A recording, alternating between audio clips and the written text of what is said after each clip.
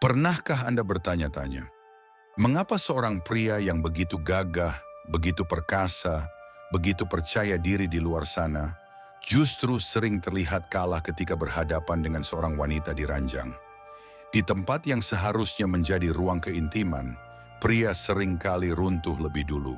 Nafasnya habis, tubuhnya lelah, matanya terpejam dalam kantuk, sementara wanita di sampingnya masih terjaga, masih menyimpan energi, bahkan seolah-olah baru saja memulai perjalanannya. Dengan tatapan mata penuh misteri, ia seakan berkata, "Apakah kau benar-benar sudah selesai? Padahal aku baru saja mulai." Pertanyaan ini menggugah. Apakah ini sebuah kelemahan bawaan? Apakah ini kutukan biologis yang tidak bisa dilawan? Ataukah sebenarnya ada makna lebih dalam yang tersembunyi di balik perbedaan itu? Makna tentang psikologi, filsafat, bahkan seni memahami diri sendiri? Tubuh pria dan tubuh wanita memang berbeda sejak awal.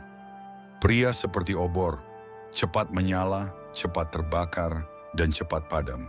Begitu gairah muncul, tubuhnya bergerak cepat, darahnya berdesir, jantungnya berpacu, dan dalam waktu singkat obor itu padam, menyisakan sisa asap berupa kelelahan. Wanita berbeda, ia adalah bara yang lambat menyala, tapi ketika api itu hidup, ia bisa bertahan lama. Ia bisa menerima, memberi, dan terus terbakar tanpa padam. Karena itulah, pria sering selesai lebih cepat, sementara wanita masih menyimpan energi yang belum dilepaskan. Seperti pelari sprint yang cepat sampai garis akhir, pria berlari kencang, singkat, penuh ledakan. Wanita sebaliknya adalah pelari maraton, menikmati setiap langkah, konsisten, dan kuat hingga akhir.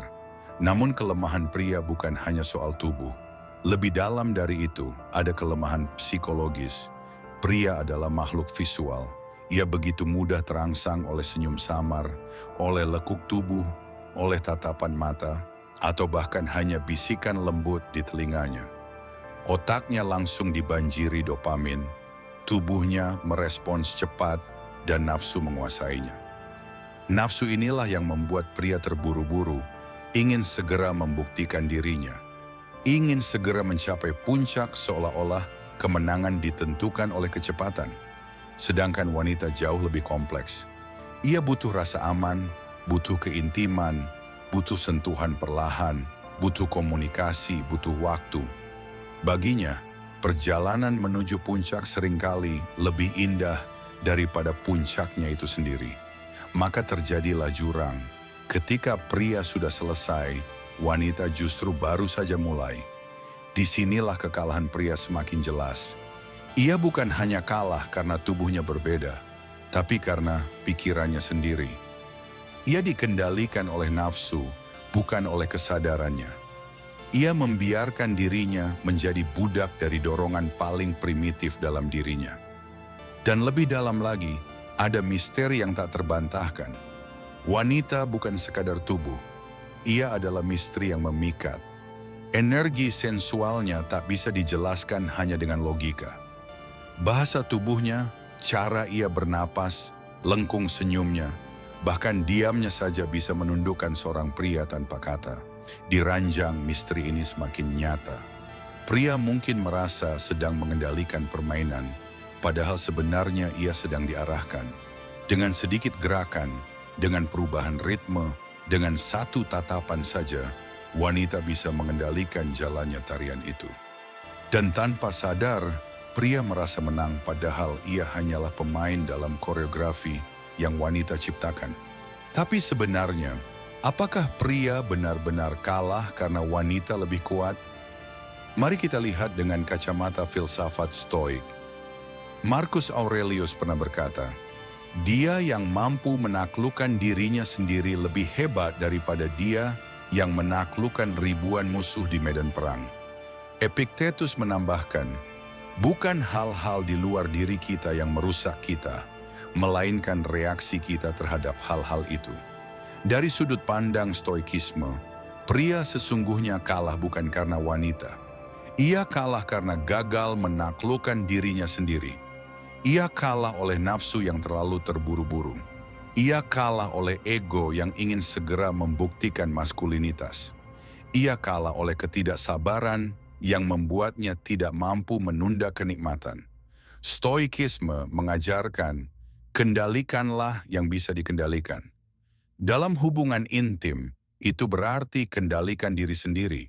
Belajar menunda, belajar mengatur ritme, belajar hadir penuh dalam momen, menikmati perjalanan tanpa terburu-buru ingin mencapai akhir.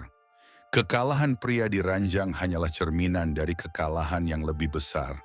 Kekalahannya dalam menguasai emosi, dalam menguasai pikirannya, dalam menguasai dirinya sendiri. Namun di balik semua itu, ada paradoks indah. Kekalahan pria justru bisa menjadi kemenangan tersembunyi. Saat ia kalah secara fisik, ia belajar arti kesabaran. Saat ia kalah secara psikologis, ia belajar arti keintiman. Saat ia kalah di hadapan wanita, ia belajar arti cinta yang sejati. Kekalahan bukanlah kehancuran. Kekalahan adalah pintu menuju kedewasaan. Seorang pria yang bijak bukanlah pria yang selalu menang, tapi pria yang mampu menerima kekalahannya, lalu menggunakannya sebagai guru, sebagai cermin, sebagai jalan untuk tumbuh menjadi pribadi yang lebih kuat. Maka dari itu, pelajaran yang bisa diambil adalah sederhana tapi dalam. Belajarlah mengatur energi, jangan terburu-buru, karena ritme jauh lebih penting daripada kecepatan. Hadirlah sepenuhnya, karena wanita tidak hanya menginginkan tubuhmu, ia menginginkan hatimu. Latihlah kesabaran, karena seni menunda kepuasan adalah inti dari kekuatan. Dan yang paling penting, terimalah kekalahanmu, karena dari kekalahan lahirlah kebijaksanaan, kerendahan hati, dan cinta yang lebih dalam. Jadi apakah benar pria selalu kalah saat berhubungan intim dengan wanita?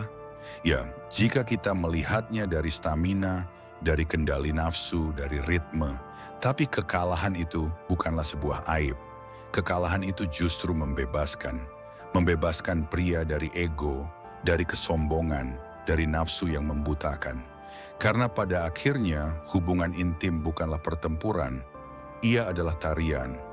Tarian dua energi, dua jiwa, dua tubuh yang saling melengkapi. Dan dalam tarian itu, tidak ada pemenang, tidak ada pecundang.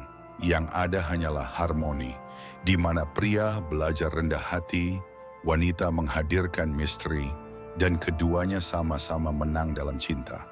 Kekalahan pria sesungguhnya adalah kemenangan yang paling sejati.